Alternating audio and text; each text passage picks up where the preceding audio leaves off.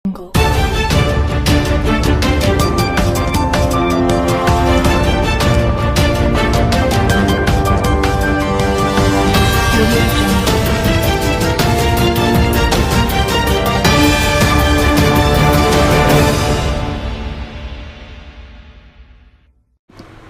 News ಚಾನೆಲ್ಗೆ ಸ್ವಾಗತ. ನಾನು ಪೂರ್ಣಿಮಾ ಗಾಯಕ್ವಾಡ್.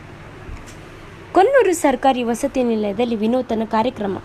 ತಾಳಿಕೋಟೆ ತಾಲೂಕಿನ ಕೊಣ್ಣೂರು ಗ್ರಾಮದಲ್ಲಿ ಸೆಪ್ಟೆಂಬರ್ 12ರಂದು ಶುಕ್ರವಾರ ಡಾಕ್ಟರ್ BR ಅಂಬೇಡ್ಕರ್ ಮೆಟ್ರಿಕ್ ಪೂರ್ವ ಬಾಲಕರ ವಸತಿ ನಿಲಯದಲ್ಲಿ ಅಧಿಕಾರಿಗಳ ನಡೆ ವಸತಿ ನಿಲಯದ ಕಡೆ ಎಂಬ ವಿನೂತನ ಕಾರ್ಯಕ್ರಮ ನಡೆಯಿತು.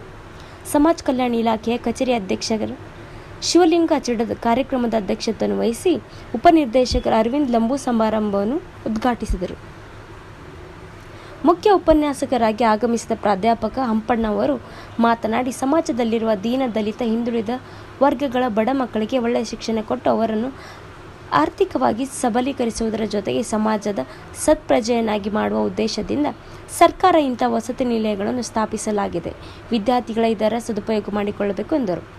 ಕಾರ್ಯಕ್ರಮದಲ್ಲಿ ಸಹಕಾರ ಅಭಿವೃದ್ಧಿ ಅಧಿಕಾರಿ ವಿಜಯಕುಮಾರ್ ಉತ್ನಾಳ್, ತಾಲೂಕಿನ ನಿಲಯಪಾಲಕರಾದ SG ವಾಲಿಕಾರ್, SN ಮಲ್ಲಾಡೆ, VN ಕೋರಿ, SM Kalaburagi, MS Talikoti, SN ಬಾಸಗಿ, ST ಸಲ್ಗಾರ್, ND ಗುಡಗುಂಟಿ ನಿಲಯದ ಸಿಬ್ಬಂದಿಗಳು ಹಾಗೂ ವಿದ್ಯಾರ್ಥಿಗಳು ಉಪಸ್ಥಿತರಿದ್ದರು. ಹೀಗೆ ಮತ್ತಷ್ಟು ಸುದ್ದಿಗಳಿಗಾಗಿ ನೋಡ್ತಾ ಇರಿ ಹೊನ್ನಕಿರಣ ನ್ಯೂಸ್. ಲೈಕ್ ಮಾಡಿ, ಶೇರ್ ಮಾಡಿ, ಸಬ್ಸ್ಕ್ರೈಬ್ ಮಾಡೋದನ್ನು ಮರಿಬೇಡಿ. ಅದೇ ರೀತಿಯಾಗಿ ತೃತೀಯ ಬಹುಮಾನ ವಿನೋದ್ ಮಾಂಟೇಶ್ ಮುಖ್ಯ ಈ ವಿದ್ಯಾರ್ಥಿ.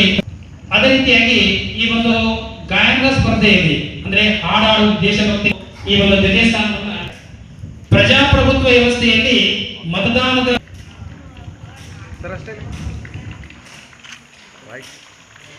ಶ್ರೀಶೈಲ್ ಬಿರಾದಾರ್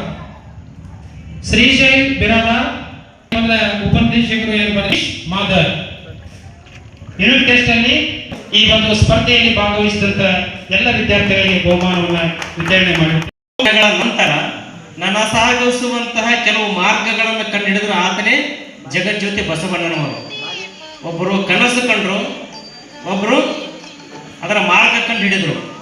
ಆದರೆ ಆ ಮಾರ್ಗದಲ್ಲಿ ತಾವು ನಡೆಯುವ ಜೊತೆಗೆ ನಮ್ಮನ್ನು ಕೈ ಹಿಡಿದು ದಡ ಮುಟ್ಟಿಸಿ ನಮಗೆ ಸಂವಿಧಾನ ಅನ್ನತಕ್ಕಂತಹ ನೈಜ ದೈವವನ್ನ ನಮಗೆ ತೋರಿಸಿದವರು ಯಾರಾದರೂ ಇದ್ರೆ ಅದು ಡಾಕ್ಟರ್ BR ಅಂಬೇಡ್ಕರ್ ಅವರು.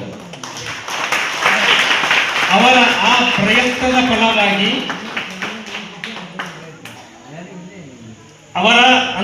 ಪ್ರಯತ್ನದ ಫಲವಾಗಿ ನಾನಿಲ್ಲಿ ವೇದಿಕೆಯ ಮೇಲೆ ನಿಂತಿದ್ದೇನೆ. ತಾವು ಈ ಒಂದು ಹಾಸ್ಟೆಲ್ನಲ್ಲಿ ಉಚಿತ ವ್ಯಾಸಂಗವನ್ನು ಮಾಡ್ತಾ ಇದ್ದೇನೆ. ಒಂದು ವೇಳೆ ಈ ಭಾರತದ ಸಂವಿಧಾನ ಬಾರದೇ ಹೋಗಿದ್ದರೆ, ಅಂಬೇಡ್ಕರ್ ಅಂತ ಪುಣ್ಯಾತ್ಮ ಈ ಜಗದಲ್ಲಿ ಜನಿಸಿ ಸಂವಿಧಾನ ಅಂತಕ್ಕಂಥ ಒಂದು ಪವಿತ್ರ ಗ್ರಂಥವನ್ನು ಕೊಡದೇ ಹೋಗಿದ್ದರೆ ನಾವು ನೀವೆಲ್ಲ ಇಲ್ಲಿಯವರೆಗೂ ಮನು ಸಂಸ್ಕೃತಿಯಲ್ಲಿ ಬದುಕಬೇಕಾಗಿತ್ತು. ಮನು ಸಂಸ್ಕೃತಿ ಎಂಥ ಕೆಟ್ಟದ್ದಾಗಿತ್ತಪ್ಪ ಅಂತಂದ್ರೆ, ಈ ದಿನ ನಾವು ಪ್ರಾಣಿಗಳಿಗೆ ಕೂಡ ಆ ರೀತಿ ನಡೆಸಿಕೊಳ್ಳೋದಿಲ್ಲ. ಅಷ್ಟು ಕ್ರೂರವಾಗಿ, ಅಷ್ಟು ಅಚ್ಚಳಿದಂತೆ ಮಾಡುವಂತಹ ಸದುದ್ದೇಶ ಇಟ್ಟುಕೊಂಡು ಸಮಾಜಕ್ಕೆ ಒಳ್ಳೆಯ ವ್ಯಕ್ತಿಯಾಗಿ ಹೊರಹೊಮ್ಮುವ ಉದ್ದೇಶ ಇಟ್ಟುಕೊಂಡು ಈ ವಸತಿ ನಿಲಯದಲ್ಲಿ ನೀವೆಲ್ಲ ಪ್ರವೇಶ ಪಡಿ. ಇಂತಹ ಸದಾವಕಾಶ ನಿಮಗಾಗಿ ಸರ್ಕಾರವೇ ನೀಡಿದೆ. ನೀವು ಇಲ್ಲಿ ಮುಕ್ತವಾಗಿ ಒಳ್ಳೆಯ ವಿಚಾರ ಇಟ್ಟುಕೊಂಡು, ಒಳ್ಳೆಯ ಗುರಿ ಇಟ್ಟುಕೊಂಡು, ಒಳ್ಳೆಯ ಅಧ್ಯಯನ ಮಾಡಿದರೆ, ಒಂದು ಒಳ್ಳೆಯ ಅಧಿಕಾರಿಯಾಗಿ ಹೊರಹೊಮ್ಮಿದರೆ ಈ ವಸತಿ ನಿಲಯ ಸರ್ಕಾರ ನಿಮಗೆ ಕೊಡುತ್ತಿರುವುದು ಸರ್ಕಾರಕ್ಕೂ ಮತ್ತು ಸಮಾಜಕ್ಕೂ ಹೆಮ್ಮೆ ಆಗುತ್ತ. ಆ ನಿಟ್ಟಿನಲ್ಲಿ ನೀವೆಲ್ಲ ವಿದ್ಯಾರ್ಥಿಗಳು ಈ ಒಂದು ವಸತಿ ನಿಲಯದ ಸದುಪಯೋಗ ಪಡಿಸಿಕೊಂಡು ಯಾವುದೇ ರೀತಿಯಾದಂತಹ ಸಮಯವನ್ನು ವ್ಯಯ ಮಾಡದೆ ಅಚ್ಚುಕಟ್ಟಾಗಿ ನೀವು ಅಧ್ಯಯನದ ಒಂದು ಚೌಕಟ್ಟು ಹಾಕಿಕೊಂಡು ಅದನ್ನು ಸರಿಯಾಗಿ ನೀವು ಉಪಯೋಗ ಪಡಿಸಿದ್ದೇ ಆದರೆ, ಸತತವಾಗಿ ನೀವು ಅಧ್ಯಯನ ಮಾಡಿದರೆ, ಒಂದು ದಿನಕ್ಕೆ